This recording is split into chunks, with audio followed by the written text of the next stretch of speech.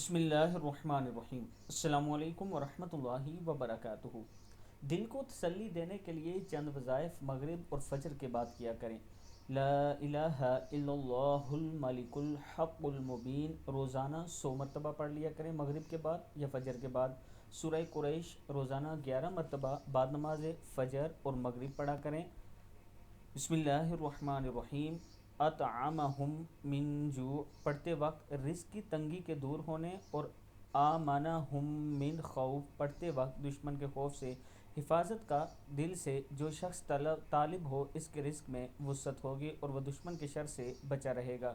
حسبنا اللہ و نعم الوکیل 1000 مرتبہ پڑھ لیا کریں۔ انشاءاللہ جس مقصد کے لیے دعا کریں گے اللہ تعالیٰ قبول فرمائے گا۔ صلاۃ التسبیح اور سورۃ البقرہ پڑھ کر دعا مانگا کریں۔